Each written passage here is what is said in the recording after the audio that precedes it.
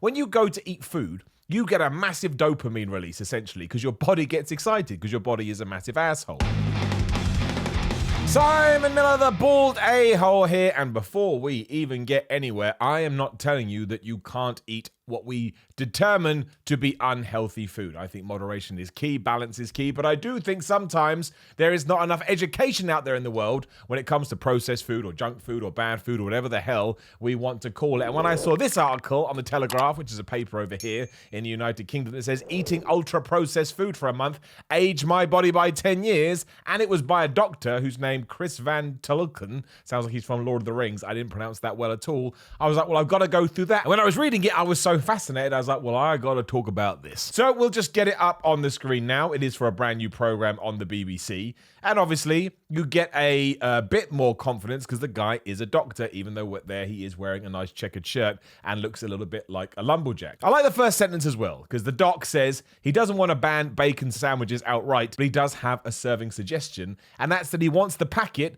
to have some kind of label that says this increases obesity, cancer, and death. Now, you may go, well, that seems kind of extreme, but this is why education is important, because if you're not going to go and read about it, you need things like that to make you go, well, what the hell does that mean? I mean, here in Britain alone, or maybe it's just England, there was 1 million hospitalizations leading up to the pandemic. So what's that, basically 2019 into 2020, which is a record. So 1 million people checked themselves into hospital or had some kind of hospital stay because they're obese and they were struggling with difficulties that come from being overweight. So basically what this guy did as well, and again, we will go through it, is that he ate a bunch of ultra-processed food, such as fish fingers, baked beans, biscuit tins, breakfast cereals, and school lunch boxes. I mean, I guess he didn't eat that. And of course, bacon. I don't know why he throws bacon in there so early. He's a Jewish man. I never had bacon, so I'm going to presume that it's awesome. And UPFs, which stand for ultra-processed foods, as he called it, had an absolute... It kicked his ass, basically. It absolutely kicked his ass, and I'm sure when this program airs, he will go into the nitty-gritty. But the ones that kind of... Well, all the facts that kind of shocked me was, A, just how much chemicals, colouring, sweeteners, and preservatives are in the damn stuff, because I don't eat it that much, so I don't actually look, because when I do,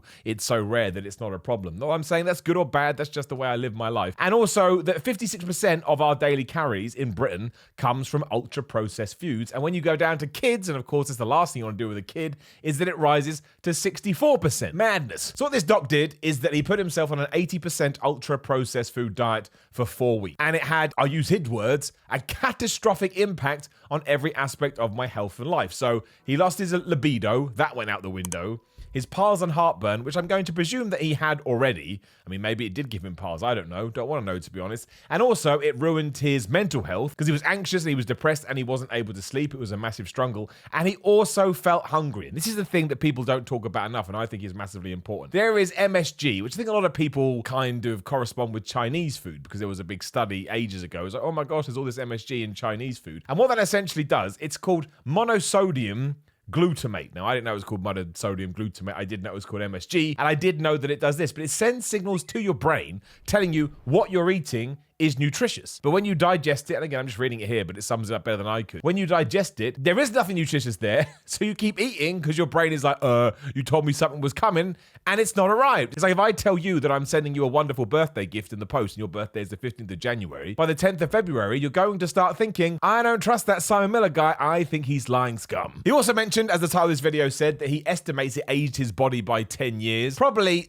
a slight exaggeration, right, in order to get you to watch the program, because like, what are you talking about? But when it comes to his brain, his mind, he had MRI scans taken after the experiment. So this isn't just him looking at himself going, oh, I think I've aged 10 years. This is scientific fact to a certain point, and it confirmed that junk food had rewired his brain. So it had strengthened his appetite and rewarded neural pathways into patterns more familiar with a drug addict. And the thing with addiction is you never really understand addiction until you're addicted to something. Somebody that is a drug addict does not want to take drugs, but they are addicted to it, whether it makes them feel better, whether it makes them feel less sad, whether it just gets them through the day. It's the same with alcohol, and it's exactly the same with food. Of course it is. When you go to eat food, you get a massive dopamine release, essentially, because your body gets excited, because your body is a massive asshole. And you can get addicted to that feeling, because really, how much better do you feel before you eat that junk food as compared to how you feel after it? After it, if you've eaten too much, oh man, and you need to try and sleep it off, whereas beforehand, you may as well be, quite ironically, a kid in a candy store.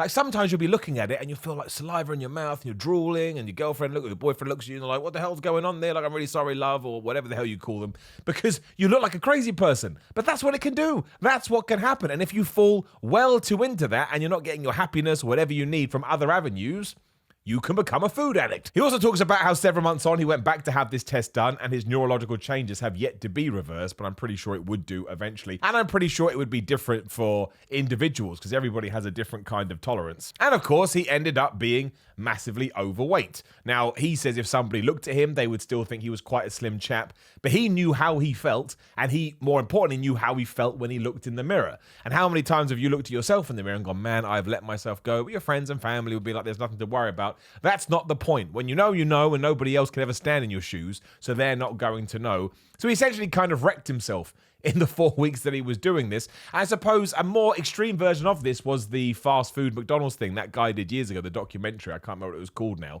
where he just ate McDonald's for an entire month. And when you watch that, my word, when he gets all his results back for what he's done to his body, he's basically just like a walking tub of oil. Like, it has absolutely ruined him. And I get it too. You're now going, yes, but of course, this isn't moderation. This isn't balance. This is the guy that got really intense with it. But it just goes to show that sometimes you do have to take your foot off the gas. You do want to make sure you're eating healthy, nutritious foods in order to ensure, especially when you get older, well, you're not a bit of a wreck. What I like about the doc too is that he's very open and honest. And he says, my weakness is food. I eat almost to the point of self-harm. Now, if I think back on it, I binged on it, not in a disordered way, but in a slightly odd way. My brother and I definitely do this, and it's always ultra-processed foods. And I've done that too. How many times have you sat down and go, I'm going to have one cookie, and then you eat the entire pack, or I'm going to have a bowl of ice cream, and you have the whole tub, or you eat 87 pizzas. You know, I don't know how I did that, but somehow I did. And it's important to throw that in there, because you don't want someone that's higher than mighty going, well, I don't eat any kind of crap, because it's not realistic. But also, it just goes to show you how easy it is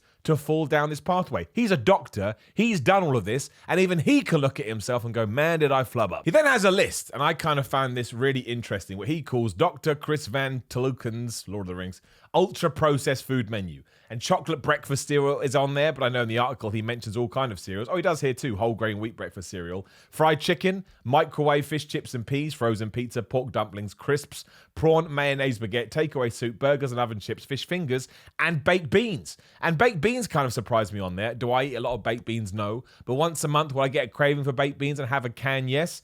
And you assume that they'll be fine for you because they're just beans, but you don't know what process they've gone through beforehand, and clearly whatever the hell is being done to them ain't that great. He then goes on to say that it should probably be associated with what we did with cigarettes, where again, you have that big warning on the packet. But I think my big thing with all of this, like I say, I know I'm repeating what I said a few minutes ago, is that education is the most important thing. I used to think people just knew this stuff. I'm not saying that it's a negative that they didn't, but I assumed that people knew that sugar was carbohydrates, and maybe the person I was talking to was just a bit sillier than most. But they were on a no-carb diet. Again, maybe you agree with that, maybe you don't. But they were putting sugar in their coffee. And when I said, oh, do you not do that anymore? They were like, what do you mean? I said, well, you put sugar in your coffee.